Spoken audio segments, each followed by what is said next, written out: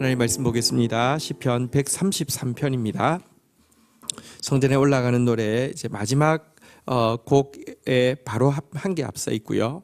또 이제 마지막 134편이 성전에서 내려가는 노래이기 때문에 성전에서 부르는 마지막 노래이기도 합니다.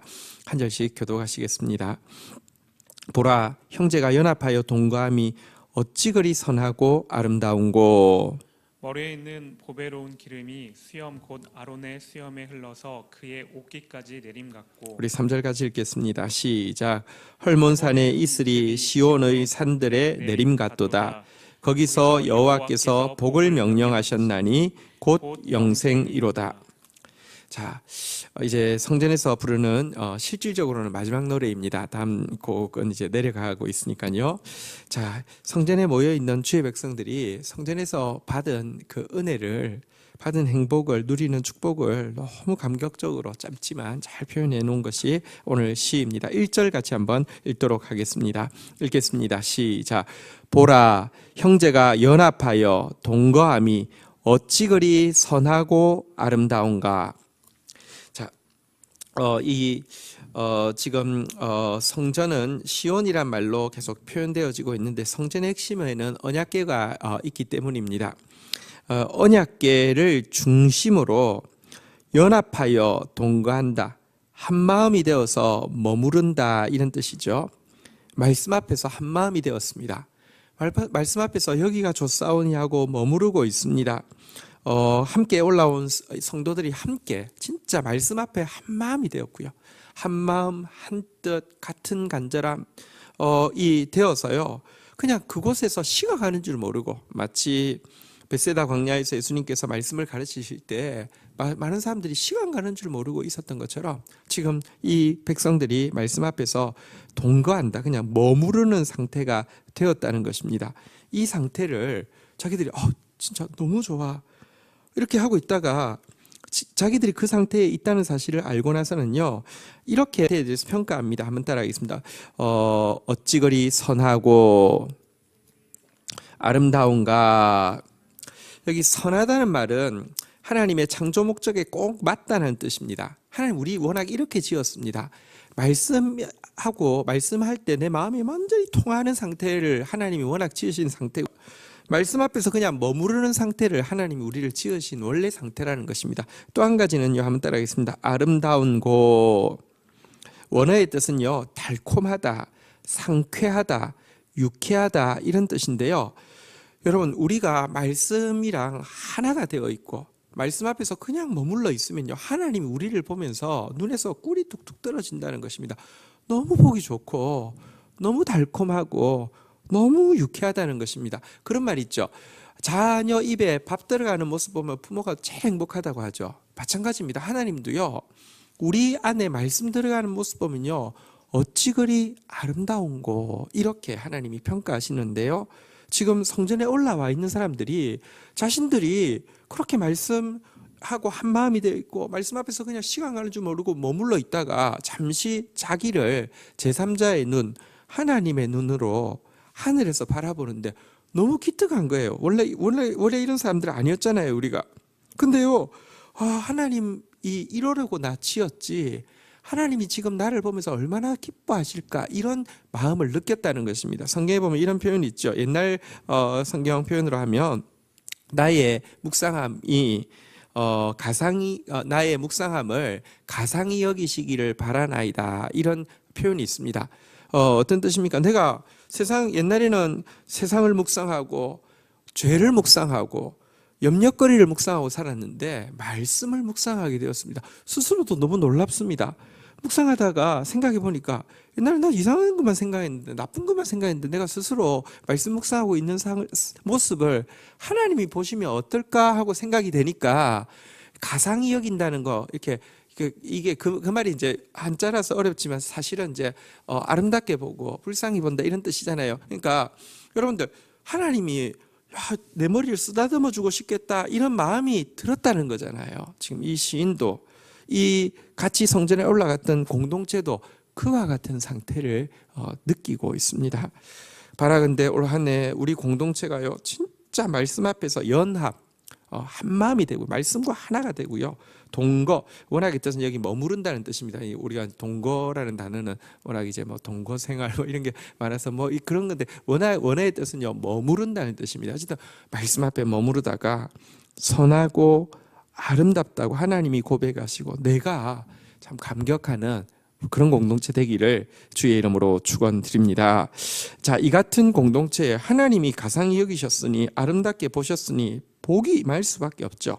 자, 첫 번째 복은 2절에 나와 있습니다. 같이 한번 읽도록 하겠습니다. 시작. 머리에 있는 보배로운 기름이 수염 곧 아롬의 수염에 넘쳐서 그의 어깨까지 내림 같고. 네. 이러면 어떤 축복이 임하느냐? 첫 번째는 영적인 축복이 임합니다. 영적인 축복이 무엇이냐? 기름 부음이 이렇게 내리는데 자연스럽게 내린다는 것입니다. 자, 머리에 있는 보배로운 기름, 이건 뭐를 이야기하냐면 제사장을 세울 때 거룩하게 만드는 성별을 하는 기름을 이야기합니다. 그 향기름이라고 하는데요, 상쾌한 향기름이 머리에 부으면 어떻게 되겠습니까? 자연스럽게 이렇게 해가지고 수염을 타고 내려서 옷깃으로 자연스럽게 내려가는 겁니다. 우리는 기름 그러면 약간 끈적끈적한 그런 느낌이 있잖아요. 그게 아니라, 그러니까 조금 더 정확하게 표현하면 이제 그 임직식의 관유는 지금 표현으로 하면 향수에 더 가깝습니다. 부었습니다. 이게요, 이렇게 해가지고 자연스럽게 흘러가는 것 있잖아요. 영적인 축복이 무엇이냐고 하면 성령의 기름 부으심이, 특별히 이것은 이제 제사장을 구별한다고 했으니까 거룩함이잖아요. 거룩함이 온 백성들에게 자연스럽게 흘러내린다는 것입니다. 말씀으로 공동체가요 하나 돼 있고 말씀 앞에서 공동체가 머물러 있으면요 성화가 자연스럽게 임합니다. 이게 축복입니다. 우리는 성령의 기름 부으심을 받는다는 것에 대해서 좀 착각하는 게 있습니다. 막 세게 끌어당겨야 된다는 생각이 있습니다. 그래서요, 뭐 성령 강조하는 사람들은요, 굉장히 성령 받는 것에 대해서 경쟁을 시킵니다. 이 사람이 이렇게 하는데, 그래서 완전 그 자리가 무슨 영적 전쟁터입니다. 뭐냐고 하면 저 사람 짓밟고 내가 받아야 되는 것입니다. 사람은 열매로 사람을 평가하는데요. 한때 막 은사가 막 강해가지고 신학적으로는 좀 문제가 있지만 그래도 은사가 워낙 강하니까 많은 사람들이 막 따르고 또 막 이렇게 좋아하던 그런 목회자들 있죠. 그들 이야기에 아주 중요한 이야기가 이런 겁니다. 내가 이제 성령을 받기 위해서 은사 받기 위해서 갔는데 나보다 더 기도 많이 하는 사람이 있어. 그럼 전쟁이 시작되는 거예요. 이제 전쟁이 발동되면 지가 10시간 기도해? 좋다. 나 11시간 기도한다. 아니 이 사람이 12시간 기도해. 나 13시간 기도한다. 여기 사람 14시간 기도, 15시간 기도한다. 이거 전쟁 선포를 하고 막 하는 것이죠. 그런 이야기를 듣다 보면 어떤 생각이 드냐고 하면 와, 이 성령 받는다는 것은 일단 경쟁심이 파이팅이 엄청 좋아야지 받을 수 있구나 이런 생각이 듭니다. 그리고 한편으로는 나는 근데 죽었다 깨어나도 그렇게는 못할 것 같으니까 저 사람은 성령 받을 만하고 저 사람은 영적으로 레벨이 나하고 다르고 나는 안 돼. 이런 생각이 들게 합니다. 아니 그 강사가 들게 한 것도 있어요. 나는 니네들하고 레벨이 달라. 아닙니다. 새빨간 거짓말입니다. 그렇지 않습니다. 예수님께 성령이 임하는 장면을 뭐라고 했냐고 하면요, 어린 양 위에 비둘기가 임하는 것과 같다고 했습니다. 한번 생각해 보십시오. 그림을 그린다고 생각해 보십시오. 어린 양이 있습니다. 어린 양이 있습니다. 그 위에 비둘기가 우리가 하도 이제 비둘기 그러니까요. 지금 여기 이제 길거리에 있는 비둘기, 유해 이제 조류가 된 비둘기를 생각하니까 그런 생각이 드는데요. 여러분 사실 이제 성경에도요, 산비둘기도 있지만, 집비둘기도 있지만 산비둘기도 있습니다. 산비둘기는 또 성격이 많이 다릅니다. 어쨌든 우리가 그냥 생각하기 아주 그냥 유해 조류 말고요. 진짜 이렇게 진짜 그 평화에 이제 산비둘기가 이제 그 임한다고 생각해 보십시오. 얼마나 그림이 적절합니까? 근데 한번 거꾸로 한번 생각해 보십시다. 어린 양 위에 독수리가 임한다고 생각해 보십시오. 여러분 그런 그림 보면 평화롭겠습니까? 반대로도 마찬가지입니다. 비둘기가 임하는데 밑에 독사가 있다고 쳐보십시오. 그 그림이 아름답습니까? 근데요, 지금 우리는요 성령을 독사처럼 성령이 오면 확 이렇게 하는 것이라고 자꾸 가르치고 있습니다. 거짓말입니다. 성령은 누구에게 임하느냐? 성령의 최고의 역사는 능력이 아니라 거룩입니다. 성자가 거룩할 성자, 거룩하게 하는 영이라는 뜻이잖아요. 그리고 이 능력이 아니라 거룩함이고, 이 거룩하게 하시는 성령은 누구에게 임하느냐? 오늘 본문에 보니까 말씀 안에 한마음 되고 말씀에 머물러 있으면요, 막 내가 이런 게 아니라요, 자연스럽게 향수가 그냥 자연스럽게 내려가는 것처럼 거룩이 임한다고, 옷깃까지 내린다고 이야기하고 있습니다. 우리 공동체 이 안에 어느 때보다 더 말씀과 하나가 되십시다. 말씀 안에 머무릅시다. 그러다가 정말 부족하지만 저부터, 또 우리 사역자들부터 거룩하심이 임하기 시작하고요. 그 거룩하심이요, 우리 온 성도들, 우리 셀장님들, 부장님들, 팀장님들, 우리 온 성도들에게까지 미치는 그런 행복을 보는 한 해가 되기를 주의 이름으로 축복합니다. 두 번째 축복입니다. 3절을 짧지만 상하반절로 좀 나누어 보았습니다. 상반절만 같이 한번 읽어보도록 하겠습니다. 시작. 헐몬의 이슬이 시온의 산들에 내림 같도다. 자, 여러분, 이것은 영적인 축복에 이어지는 이제 실질적인 축복을 이야기합니다. 헐몬의 이슬은 이 시온산에 내린다. 이게 무슨 의미일까요? 여러분, 이스라엘 가면 북쪽에 제일 높은 산 헐몬산이 있죠. 높습니다. 그리고 사실 이스라엘은 기후가 정말 건조하기 때문에, 여러분, 이스라엘에 스키장이 있는 거 상상되십니까? 스키장 있을까요? 없을까요? 있습니다. 어디에 있을까요? 헐몬산에 있습니다. 헐몬산 스키장, 어떻게 비가 그렇게 안 오는데 스키장이 있냐고요? 물론 뭐 인공강우도 있겠지만, 옛날부터 인공강우에서 한 게 아니잖아요. 왜 있는지 아십니까? 헐몬산 높이가 딱 백두산 높이입니다. 헐몬산이 백두산 높이인데 보십시오. 되게 건조하고 이렇게 그 뜨거운 지역이지만 높이가 올라가면 기온이 내려가잖아요, 그죠? 기온이 내려가니까 뭐가 생기냐고 하면 이슬이 생기는 거죠. 그 온도 차이에 의해서. 근데 이슬이 생긴 그 이슬이요, 사실요, 눈이 되고요.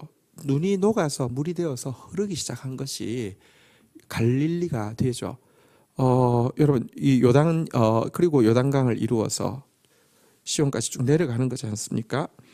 여러분, 말씀이 분명해지고 말씀의 권위가 높아지면요, 여러분, 거기에서 여러분 이슬 같은 사실 자연스러운 은혜가 삶 가운데 미치게 되어 있습니다. 폭우가 내리는 게 아닙니다. 이슬은 소리 없이 임하는 거잖아요. 근데 그건 실제입니다. 이슬이 눈이 되고 눈이 녹아내린 물이 흐르기 시작하는데, 여러분, 이스라엘에서 솔직히 물 구경하기가 굉장히 어렵습니다. 남쪽으로 내려가면 물이 하나도 없을 것 같다가, 예를 들면 뭐 엔게디 동굴 앞에 물이 조금 흐르고 있으면요, 너무 감동입니다. 막 사람들 다 옷 벗고 들어가서 막 수영합니다. 근데요, 북쪽에서는요, 여러분, 헐몬산이 있기 때문에 거기서 녹아내린 물이요, 흐르기 시작하면요, 진짜 돌돌돌 흐르는 것이 점점 막 이렇게 흘러가지고요, 사실은 갈릴리는 우리 생각보다도 크고 푸르고, 갈릴리 주변은 우리 생각보다도 더 이렇게 우거집니다. 왜냐하고 하면 그 물이요, 마찬가지입니다. 우리가 하나님의 말씀을 높이고 나가는 공동체가 되어지게 되면요, 반드시 하나님께서 부족함이 없도록 풍성하게 각자에게 맞는 은혜로 일상의 삶에 소리 없는 축복으로 임하게 하십니다. 올 한 해 그 같은 이슬이 녹아내려서 갈릴리가 되는 것 같은, 요단강이 되는 것 같은 그런 축복을 우리 공동체가 누리게 될 것입니다.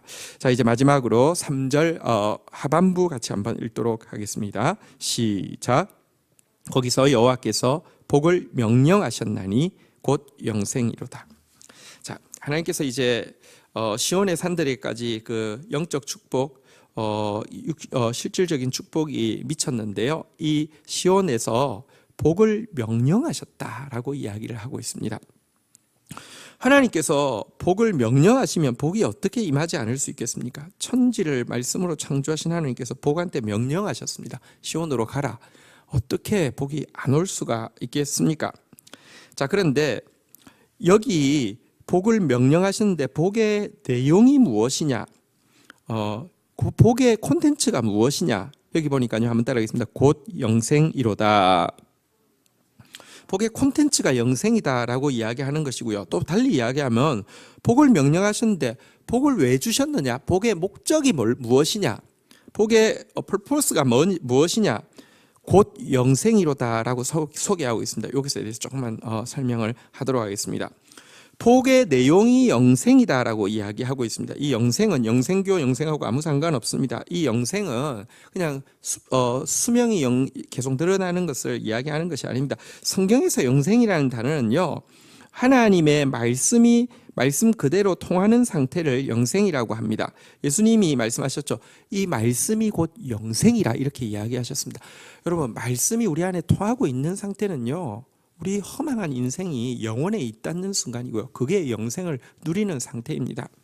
하나님께서 복을 주셨을 때 알아야 합니다. 복의 콘텐츠가 영생입니다. 말씀이 임하고 있는 것 자체가 영생입니다. 말씀을 수단으로 삼지 마십시오. 말씀 자체가 목적입니다. 말씀 자체가 하나님이 주신 복의 핵심입니다.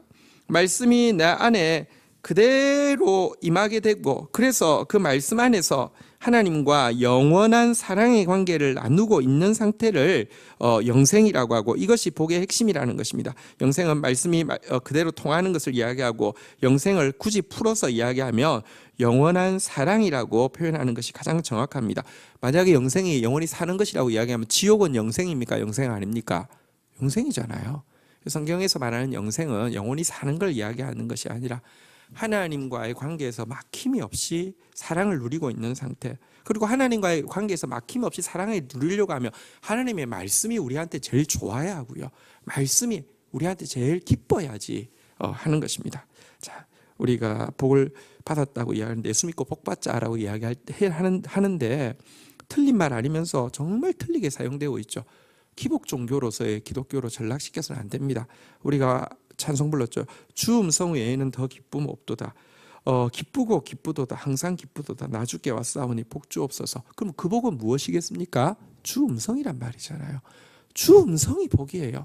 주 음성이, 이 영생이 복의 콘텐츠라는 사실을 절대 잊지 않아야지 받은 실질적인 복 가지고요, 복의 핵심인 말씀을 버리는 사람 너무 많습니다. 그런 오류를 범하지 않기를 바랍니다.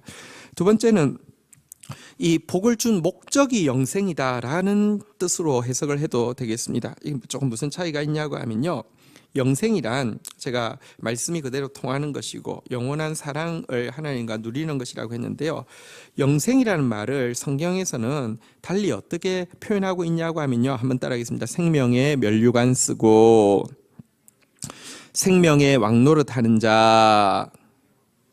생명과 영생이 조금 차이가 있습니다. 용례상 생명이 있습니다. 근데 그게 영생이 됩니다. 하나님 말씀이 들어오면 생명이 있잖아요. 그런데 그 말씀이 충만하면 영생이 됩니다. 하나님과 사랑을 누리잖아요. 근데 그 사랑이 변함없으면 충만한 상태가 되면 영생이 됩니다. 그러면 충만하면 흐릅니다.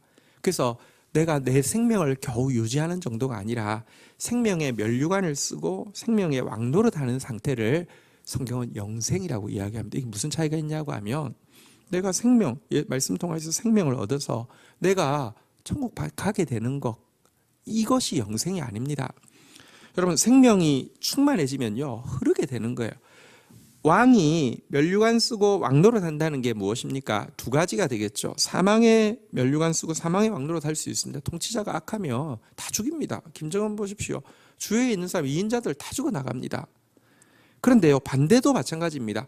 생명의 면류관을 쓴 사람이 생명의 왕노릇 하면 주위에 있는 사람이 다 살아납니다. 모든 사람이 다 살아납니다. 영생은, 성경에서 이야기하는 영생은 우리가요, 생명이 넘쳐서 생명의 면류관을 쓰게 되고 생명의 왕노릇을 하게 되어서 우리 주위에 있는 수많은 사람들을 살리는 상태를 영생이라고 이야기합니다. 바로 이것을 위해서 하나님께서 거룩의 복을 주셨고 이것을 위해서 실제적인 복을 주셨다는 뜻이 됩니다. 이 안에 우리가 진짜 영생, 생명의 면류관 쓰고 생명의 왕노릇함으로 말미암아 우리 주위에 있는 많은 사람들이 우리 때문에 복을 받게 되는 그런 한 해가 될 것입니다. 그렇게 되면 그들이 우리로 인하여서 하나님의 영광과 찬송을 보게 될 것이고요.